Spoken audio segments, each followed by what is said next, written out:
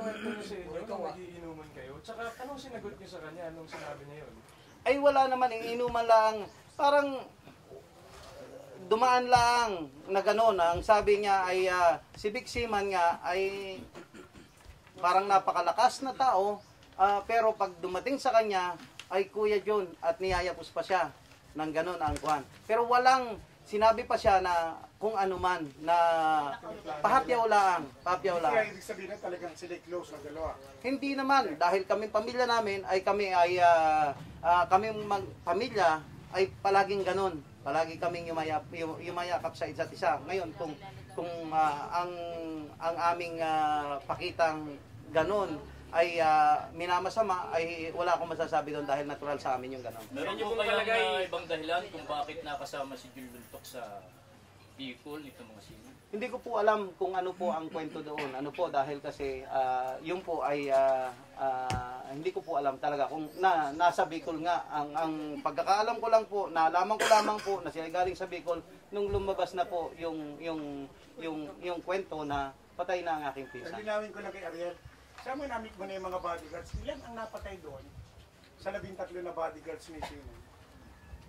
Bale, kung bibilangin natin, wala akong tiyak na bilang kung ilan yung bodyguards ni Vic Seaman. Pero sa mga kilala mo, mga kilala ko doon, siguro mga 5 na halos pinsan ni Vic Seaman. Simula ka na insidente, may kumontak sa inyo na galing sa mga sapot sa Seaman? Nakaramay sa inyo? Sa ngayon, nakikiramay din sila at kami ganun din, nakikiramay din sila at patuloy ang aming pagtutulungan sa nangyaring massacre, sa pagmamassacre ng militar at pulis sa grupo ni Vic Seaman at saka sa aking pinsan. Okay. Saan nyo na itinarating ang inyong Saang ahensya ng gobyerno kayo nagparating na inyong reklamo? Nag-file na po kami ng case sa NBI Lucena. Yung pa lang po kasi si Kuya po kasi pagka ganito pong pagkakataon, si Kuya po ang inaasahan namin. Talagang we are at loss. Hindi namin alam kung saan po kami mag-uumpisa. Pero dahil nga po sinabi, nagbuo po ng task force para imbestigahan ito.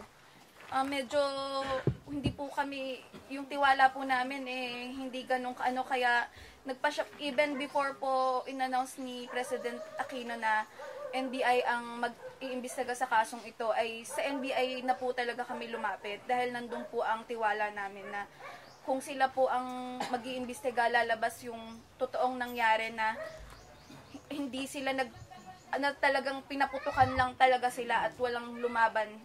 Kung may lumaban man, di mga huling ano lang yun, yung mga huling part lang ng, pero hindi sila ang nauna. Okay.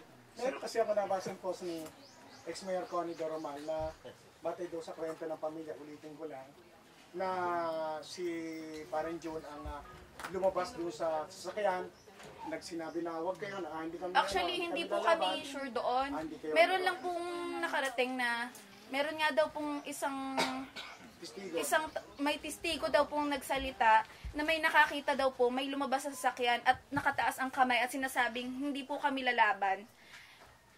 Dahil kaya nagkaroon po kami ng haka-haka na yun po ay kapatid namin. Dahil nung pong nag-inquire kami sa punerarya kung saang pwesto ng sasakyan nakaupo ang kapatid ko. Ang sabi po nila, yung kapatid mo lang ang nakita namin ang bangkay sa labas. Sa medyo malayo-layong parte na nung sasakyan, sa bangbang. Kaya putikan po ang ang body niya Kasi siguro po nung kita po niya na checkpoint at talagang nakaano sa kanila, nakaambang. Matalino naman po ang kuya ko. Kasi tsaka malakas po ang loob niya na siguro na lumabas dahil wala naman po siyang kaaway. Siguro nagbaka sakali siya na pag nakita siya, kasi may kaibigan siya sa militar, marami din siyang connect. So nagbaka sakali po siguro siya at nagkampante siya na pagka lumabas siya at kilala siya ay hindi po sila tutuluyan, hindi po sila papatayin. So yun po. Sapat na ba ng pamilya Luntok sa pagkakarlib ng 15 pulis at saka yung Hindi po. Hindi po. Kasi masagot ko lang po yung sa inyo, sir. Sapagkat ang sa lumalabas ngayon, nililihis ng pulis ang mga investigasyon upang bigyan ng istorya yung kanila, pero dapat po kasama dito yung army kasi damay din sila doon. Kasama rin sila doon sa nag-operate ng massacre doon sa kay Kuya Jun Lontok at doon sa 12 kasama. Kaya hindi pa po kami satisfied na 15 lang. Dapat kasama rin yung army. Sa pagkakaalam niyo ba, sir, kakilalang personal ni Jun Luntok yung nag-head ng operation si Hansel Marantan? Palagay ko po ay kilala niya to at kasi napadistino ito dati sa 415 dito sa Quezon, sa Candelaria. Kaya palagay ko po ay kilala personal ni Kuya Jun si Colonel Marantan. Giros lang nung umatendang kasalan si Mr. John Luntok, yun yung suot niya. Tapos kinabukasan yung nangyaring insidente, yun pa rin ang suot. Yun pa rin po. Ano kayang giros lang po, bakit po kaya hindi na ho siya nakauwi mo? Dumiretso na ho siya doon sa... Talaga po na Talagang diretso kasi hindi na po siya umuwi. Pero may baon po siyang bag. May baon po siyang bag. Ano pong kulay? Kulay black. Black Hawk bag na may red na mga Naibalik na po sa inyo. Hindi pa po. Pati yung ibang gamit, sabi niya, yung netbook, tsaka yung wala kwento pa po. naman. Cellphone na lang. Nasaan daw po kaya? Yun po ang tinatanong namin. Baka daw po Nasaan nasa Soko, nasa Soko baka daw daw po. nasa CIDG. Hindi na. Wala pa napapabalik na personal. Meron naman po, yung kinuha lang po ng bilas ko sa Atimonan. Wala ho bang may bibigay pa sa inyong initial report man Wala lang mula po, sa Soko? Wala pa po, wala pa. May mga sinasabi ho ngayon na posibleng magsagawa yung NBI ng pangalawang otopsiya kapag hindi sila satisfied dun sa nakita dun sa resulta ng Soko. Ano ang inyong masasabi doon? Sa amin po. Parang mahirap na po noon. Pero kung sa akin, kung yan ang magiging sagot, willing po kami. Sa bagay, katawan na lang po yan ng kuya ko eh. Siyempre, kahit katawang ano na lang yan, iginagalang namin. Siyempre, alam naman natin tayo mga Pilipino yung paggalang sa patay. Pero sa akin po, ang aking kung yan po ang magiging daan para lumabas yung totoo, ay willing, in behalf of my family, ako na po ang sumasagot. Willing po akong kung ano man, pahukay ulit, mailibing namin sa Sabado, ipahukay ulit.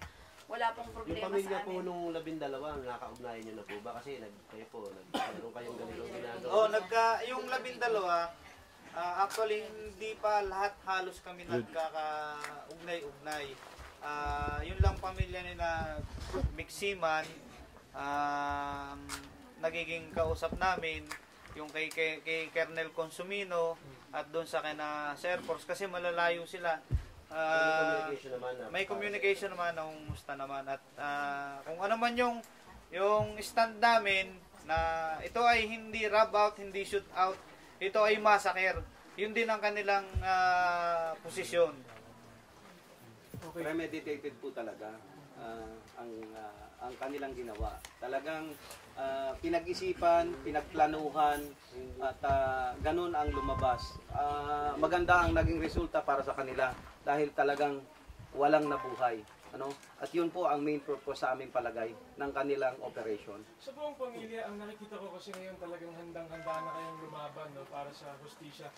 Pwede niyo bang ikwento sa national media, ano yung mga fears nyo ngayon? Meron ba kayong mga takot? National lang. And local, sorry. Ang kinatatakot namin, sapagkat ang kalaban namin ay pulis at militar, yung aming seguridad.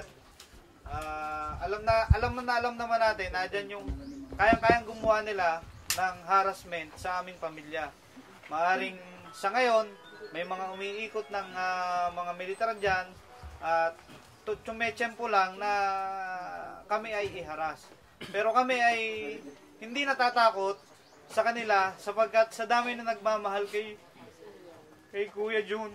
Sa nakita ko, sa tagal ng aming samahan, alam ko na sila ay makakatulong namin at kami dadamayan sa laban namin ito. Kasama yung 12. At saka magpapakatatag kami. Magpapakatatag kami. Dahil alam ko yun ang ina-expect ng kapatid namin sa amin. Tulad niya na siya isang naging matapang sa mga pinaglalaban niya sa pagiging environmentalist niya, yung mga nabanggit namin na natulungan niya. Nung natulungan niya yung mga yan, ang kuya ko ay maraming death threat din. Napagtagumpayan niya, malakas ang loob niya dahil sa kagustuhan niyang tumulong. So, kahit kami nanghihina ngayon, kahit kami nagluluksa, ay magpapakatatag kami. Kahit ano pa mang mga agam-agam namin, kumakapit kami sa Panginoon na dahil ang kapatid namin ay mabuting tao, ang justice ay magpo-flow. Ang justice ay darating para sa kapatid namin. Dahil sasamahan kami ng Diyos. Si Secretary Pro Center po yung kamag-anakin niya, nag-commit na ba na siya ng tulong sa inyo? Opo. Palagi po. Parati po siyang nandyan para sabi naman po siya na hindi po kami iiwan dito sa laban na ito. Si Atty. Asis. Ang pamilya Luntok